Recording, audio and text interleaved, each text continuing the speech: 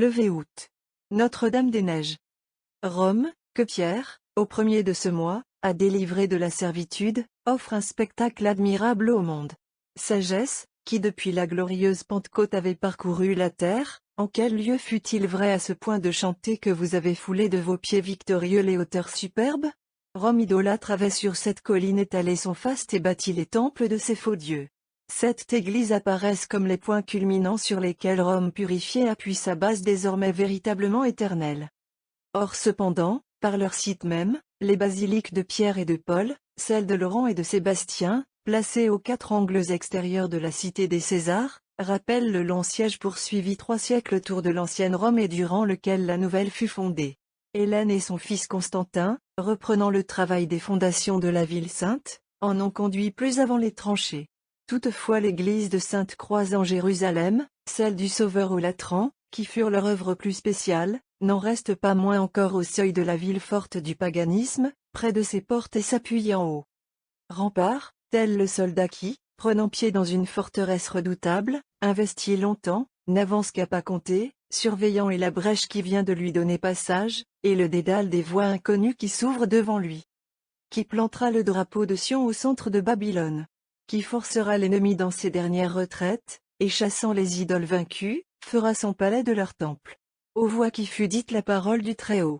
Vous êtes mon fils, je vous donnerai les nations en héritage, ô très puissant, aux flèches aiguës renversant les phalanges, écoutez l'appel que tous les échos de la terre rachetée vous renvoient eux-mêmes.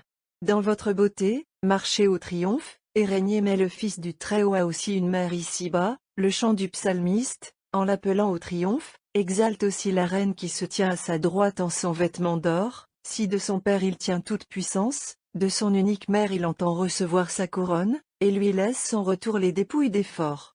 Fille de la nouvelle Sion, sortez donc, et voyez le roi Salomon sous le diadème dont la couronnait sa mère au jour joyeux où, prenant par elle possession de la capitale du monde, il épousa la gentilité. Jour, en effet, plein d'allégresse que celui où Marie pour Jésus revendiqua son droit de souveraine et d'héritière du sol romain. À l'Orient, au plus haut sommet de la ville éternelle, elle apparut littéralement en ce matin béni comme l'aurore qui se lève, belle comme la lune illuminant les nuits, plus puissante que le soleil d'août surpris de la voir à la fois tempérer ses ardeurs et doubler l'éclat de ses feux par son manteau de neige, terrible aussi plus qu'une armée. Car, à dater de ce jour, osant ce que n'avait tenté apôtre ni martyr, ce dont Jésus même n'avait point voulu sans elle prendre pour lui l'honneur, elle dépossède de leur trône usurpé les divinités de l'Olympe. Comme il convenait, l'altière Junon, dont l'autel déshonorait l'Esquilin, la fausse reine de ces dieux du mensonge fut la première à l'aspect de Marie, cédant les splendides colonnes de son sanctuaire souillé à la seule vraie impératrice de la terre et des deux. 40 années avaient passé depuis ces temps de Sylvestre où l'image du Sauveur, tracée sur les murs du Latran, apparut pour la première fois, dit l'Église, au peuple romain. Rome, encore à demi païenne, voit aujourd'hui se manifester la mère du Sauveur. Sous la vertu du très pur symbole qui frappe au dehors ses yeux surpris, elle sent s'apaiser les ardeurs funestes qui firent d'elle le fléau des nations dont maintenant elle aussi doit être la mère, et c'est dans l'émotion d'une jeunesse renouvelée qu'elle voit les souillures d'autrefois céder la place sur ces collines aux blancs vêtements qui révèlent l'épouse. Déjà, et dès les temps de la prédication apostolique, les élus que le Seigneur, malgré sa résistance homicide, recueillait nombreux dans son sein, connaissait Marie, et lui rendait à cet âge du martyr des hommages qu'aucune autre créature ne reçut jamais, témoin, aux catacombes. Ces fresques primitives où Notre-Dame, soit seule, soit portant l'enfant Dieu, toujours assise, reçoit de son siège d'honneur, la louange, les messages, la prière ou les dons des prophètes, des archanges et des rois. Déjà dans la région transtibérine, au lieu où sous Auguste avait jailli l'huile mystérieuse annonçant la venue de loin du Seigneur, Caliste élevait vers l'an 222 une église à celle qui demeure à jamais le véritable fond Olaï, la source d'où sort le Christ et s'écoule avec lui toute onction et toute grâce. La basilique que Libère, aimée de Notre-Dame, eut la gloire d'élever sur l'Esquilin, ne fut donc pas le plus ancien monument dédié par les chrétiens de Rome à la Mère de Dieu. La primauté qu'elle prit dès l'abord, et conserva entre les églises de la ville et du monde consacrées à Marie, lui fut acquise par les circonstances aussi solennelles que prodigieuses de ses origines. Es-tu entré dans les trésors de la neige, dans mes réserves contre l'ennemi pour le jour du combat? Disait à Job le Seigneur.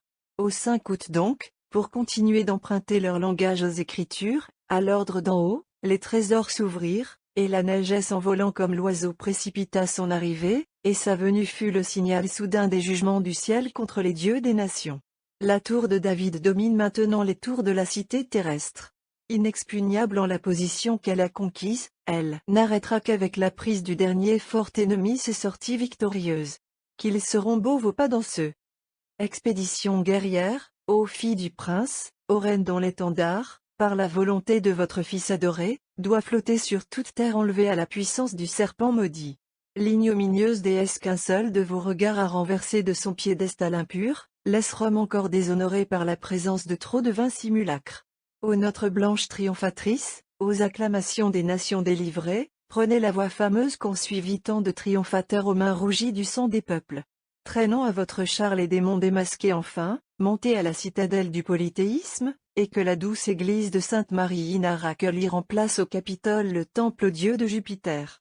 Vesta, Minerve, Cérès, Proserpine, voient leur sanctuaire et leur bois sacré prendre à l'envi le titre et les livrées de la libératrice dont leur fabuleuse histoire offrit au monde d'informes traits, mêlés à trop de souillures. Le Panthéon, devenu désert, aspire au jour où toute noblesse et toute magnificence seront pour lui dépassées par le nom nouveau qui lui sera donné de Sainte Marie des Martyrs. Au triomphe de votre Assomption dans les cieux, quel préambule, ô notre souveraine, que ce triomphe sur terre dont le présent jour ouvre pour vous la marche glorieuse. La basilique de Sainte-Marie-des-Neiges, appelée aussi de Libère son fondateur, ou de Sixte III du nom qui la restera, dut à ce dernier de devenir le monument de la divine maternité proclamée à Éphèse. Le nom de Sainte Marie-Mère, qu'elle reçut à cette occasion, fut complété sous Théodore Ier, qui l'enrichit de sa relique la plus insigne, par celui de Sainte Marie de la Crèche, nobles appellations que résument toutes celles de Sainte Marie Majeure, amplement justifiées par les faits que nous avons rapportés, la dévotion universelle, et la prééminence effective que lui maintinrent toujours les pontifes romains. La dernière dans l'ordre du temps parmi les 7 églises sur lesquelles Rome chrétienne est fondée, elle ne cédait le pas au Moyen-Âge qu'à celle du Sauveur. Dans la procession de la Grande Litanie au 25 avril, les anciens ordres romains assignent à la croix de Sainte Marie sa place entre la croix de Saint-Pierre au-dessous d'elle et celle de la Tranquille la suit. Les importantes et nombreuses stations liturgiques indiquées à la basilique de l'Esquilin, témoignent assez de la piété romaine et catholique à son endroit. Elle eut l'honneur de voir célébrer des conciles en ces murs et élire les vicaires de Jésus-Christ. Durant un temps ceux-ci l'habitèrent, et c'était la coutume qu'au mercredi des 4 temps, où la station reste toujours fixée dans son enceinte, ils y publiassent les noms des cardinaux diacres ou prêtres qu'ils avaient résolu de créer. Quant à la solennité anniversaire de sa dédicace, objet de la fête présente, on ne peut douter qu'elle n'ait été célébrée de bonne heure sur l'Esquilin. Elle n'était pas encore universelle en l'Église, au XIII siècle. Grégoire IX en effet, dans la bulle de canonisation de Saint Dominique qui était passée le 6 août de la terre au ciel, anticipe sa fête au 5 de ce mois comme étant libre encore. À la différence du 6 occupé déjà, comme nous le verrons demain, par un autre objet. Ce fut seulement Paul IV qui, en 1558, fixa définitivement au 4 août la fête du fondateur des frères prêcheurs. Or la raison qu'il en donne est que la fête de Sainte-Marie-des-Neiges, s'étant depuis généralisée et prenant le pas sur la première, aurait pu nuire dans la religion des fidèles à l'honneur dû au Saint Patriarche, si la fête de celui-ci continuait d'être assignée au même jour. 1. Le bréviaire de Saint Pie V promulguait peu après pour le monde entier l'office dont voici la légende. Pauli IV const. Glorios in sanctis sui. Sous le pontificat du pape Libère, premier patrice romain Jean et son épouse d'égale noblesse, n'ayant point eu d'enfants auxquels ils pussent laisser leurs biens après eux, voire leur héritage à la très sainte Vierge Mère de Dieu, la suppliant par de ferventes et assidues prières de signifier en quelque manière l'œuvre pie à laquelle elle préférait qu'on employât cet argent. La bienheureuse Vierge Marie, écoutant avec bonté ses prières et ses vœux partis du cœur, y répondit par un miracle. Au 9 d'août, époque habituelle pour Rome des plus grandes chaleurs, la neige couvrit de nuit une partie de la colline Esquiline. Cette même nuit, la Mère de Dieu donnait en songe avis à Jean et à son épouse, séparément, qu'ils eussent à construire au lieu qu'ils verraient couvert de neige une église qui serait consacrée sous le nom de la Vierge Marie, ainsi voulait-elle être instituée leur héritière. Jean l'ayant fait savoir au pape Libère, celui-ci déclara avoir eu la même vision. Solennellement accompagné des prêtres et du peuple, il vint donc à la colline couverte de neige, et y détermina l'emplacement de l'église qui fut élevée aux frais de Jean et de son épouse. Sixte III la restaura plus tard. On l'appela d'abord de divers noms, basilique de Libère, Sainte-Marie de la Crèche. Mais de nombreuses églises ayant été bâties dans la ville sous le nom de la Sainte Vierge Marie, pour que la basilique qui l'emportait sur les autres de même nom en dignité et par l'éclat de sa miraculeuse origine, fut aussi distinguée par l'excellence de son titre, on la désigna sous celui d'église de Sainte-Marie, majeure. On célèbre la solennité anniversaire de sa dédicace en souvenir du miracle de la neige tombée en ce jour. Quel souvenir, ô Marie, ravive en nous cette fête de votre basilique majeure. Et quelle plus digne louange, quelle meilleure prière pourrions-nous vous offrir aujourd'hui que de rappeler, en vous suppliant de les renouveler et de les confirmer à jamais, les grâces reçues par nous dans son enceinte bénie. N'est-ce pas à son ombre, qu'unie à notre mère l'Église en dépit des distances, nous avons goûté les plus douces et les plus triomphantes émotions du cycle inclinant maintenant vers son terme? C'est là qu'au premier dimanche de l'Avent a commencé l'année, comme dans le lieu le plus convenable pour saluer l'approche du divin enfantement qui devait réjouir le ciel et la terre, et montrer le sublime prodige de la fécondité d'une vierge. Débordante de désir étaient nos âmes en la vigile sainte qui, dès le matin, nous conviait dans la radieuse basilique où la rose mystique allait s'épanouir enfin et répandre son divin parfum.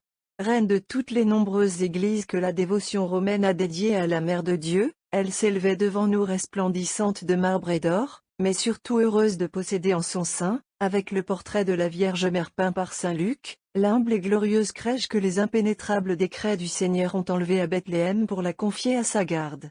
Durant la nuit fortunée, un peuple immense se pressait dans ses murs, attendant l'heureux instant où ce touchant monument de l'amour et des abaissements d'un Dieu apparaîtrait porté sur les épaules des ministres sacrés, comme une arche de nouvelles alliance, dont la vue rassure le pécheur et fait palpiter le cœur du juste. Hélas!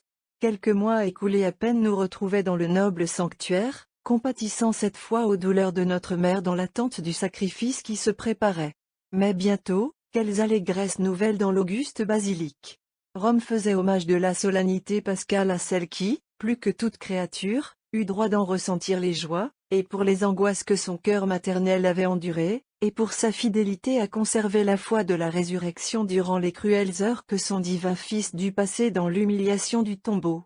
Éclatant comme la neige qui vint du ciel marquer le lieu de votre prédilection sur terre, ô Marie, un blanc troupeau de nouveau-nés sortis des eaux formait votre cour gracieuse et rehaussait le triomphe de ce grand jour. Faites qu'en eux comme en nous tous, ô Mère, les affections soient toujours pures comme le marbre blanc des colonnes de votre Église aimée, la charité resplendissante comme l'or qui brille à ses lambris, les œuvres lumineuses comme le cierge de la Pâque, symbole du Christ vainqueur de la mort et vous faisant hommage de ses premiers.